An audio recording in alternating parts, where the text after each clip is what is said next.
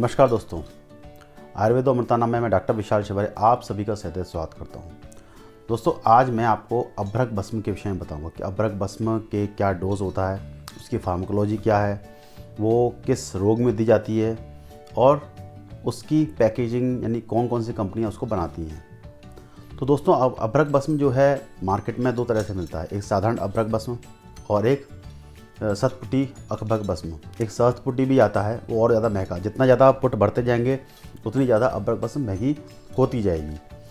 अभ्रक भस्म से शतपुटी और शतपुटी का तात्पर्य यह है कि कितनी बार उसको अग्नि में जलाया गया। एक साधारण अर्थ में आपको बता देता हूँ, तो उसके ऊपर एक बहुत बड़ा टॉपिक है कि अपन कितनी बार उसको अग्नि भस्म को देंगे उतनी ज़्यादा वो फाइन होती जाएगी। अभ्रक भस्म को हम अभ्रक को बेसिक रूप से माइका बोलते हैं और इससे कैल्शियम भी बोलते हैं। और अभ्रक भस्म में जो बताया जाता है, इसको वज्र अभ्रक के रूप में इसे लेते हैं। जो वज्र अभ्रक मिलता है हमको रॉ मटेरियल, उससे ही ये भस्म बनाई जाती है। अभ्रक तो बहुत प्रकार के हैं, आयुर्वेद शास्त्र में बहुत तरह से अभ्रक दिए हुए हैं, इसमें वज्र अभ्रक का सबसे ज़्यादा उपयोग होता है। मार्ग स्वरस और वटांकुर स्वरस की किसी भावना दी जाती है, इससे अभ्रक भस्म तैयार होता है, जिससे अभ्रक भस्म का शोधन होता है। बहुत सारी प्रक्रिया है। अब दोस्तों बात करते हैं इसकी फार्माकोलॉजी के लिए। तो फार्माकोलॉजी, तो ये सबसे पहले तो हीमेटेनिक ड्रग है, यानी रक्तरोधक की मात्रा को बढ़ाता है, यानी हीमोग्लोबिन भी बढ़ाएगा आपका। रेस्टोरेटिव है, मजबूती प्रदान करेगा। एंटी डायबिटिक है, आपको डायबिटीज़ में ये फ़ायदा करेगा, प्रमेह रोगों में फ़ायदा करेगा। और वाइटलेसर है, यानी आपके वाइटल्स ऑर्गन्स को भी शक्ति प्रदान करेगा। ये इसी से संबंधित पूरी चीज़ें हैं। अब किस किस रोग में इसको देते हैं, तो जैसे कि general weakness, chronic fever, diabetes, respiratory elements, जैसे कि यार रेस्पिरेटरी सिस्टम पे प्रॉपर काम कर रही है। रेस्टलेसनेस ऑफ एनीमिया में अच्छे से काम कर रही है। और बाकी जितना भी, इट ऑल्सो इम्प्रूव्स वैगर एंड तरह से बताए हैं।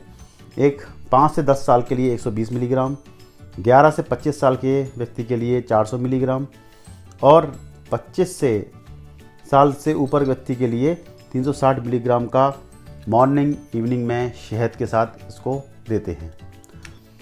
इसमें जो अपथ्य बताया गया है, कुछ चीज़ें जैसे कि आपको मिर्ची नहीं खाना, पल्स यानी दालें नहीं खाना, खासतौर से फली वाली दालें, कर्ड नहीं खाना, कर्ड, टमाटोस जैसी दही और टमाटर का इसमें अपथ्य बताया गया, उसको बिल्कुल भी आपको नहीं लेना है।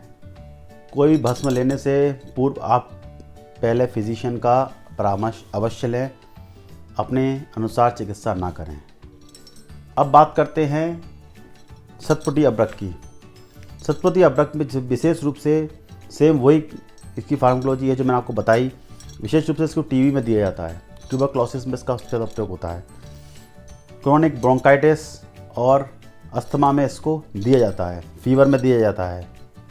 लिखा हुआ है recommended in the breathlessness due to chronic bronchitis, asthma, chest congestion and initial stage of the TB. Also recommended in wide range of elements with the different adjuvant.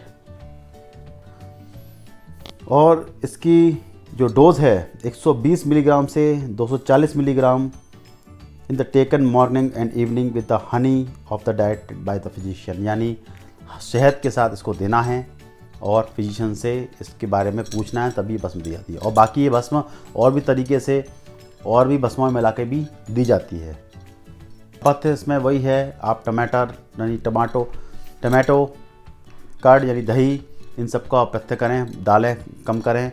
और दोस्तों, इसके जो साधारण अभ्रक भस्म हैं वो मार्केट में जैसे डाबर हो, दुधापेश्वर हो, 5 ग्राम से आपको 10 मिलीग्राम का साधारण अभ्रक मिल जाता है, जो आप साधारण रूप से ले सकते हैं। शतपुटी अभ्रक भस्म आपको 1 ग्राम से 2-2.5 ग्राम तक की आपको मिलेगी, यानी 1 और 2.5 मिलीग्राम की मार्केट में आपको मिलेगी। उसका उपयोग फिर आप कर सकते हैं। पत्ते हैं, लौकी, परवल आप बिल्कुल लें, दूध लें, इसमें कोई मना नहीं है, आप सब चीज़ें ले सकते हैं। एप्पल यानी एप्पल चिकन सूप, इन सब को भी आप ले सकते हैं, पत्ते इनमें कोई मना नहीं है। तो दोस्तों, आज आपको मैंने अभ्रक भस्म के विषय में बताया। अगली बार मैं एक नई ड्रग फिर से लेके आता हूँ, इसी चैनल पर बने रहिएगा। धन्यवाद।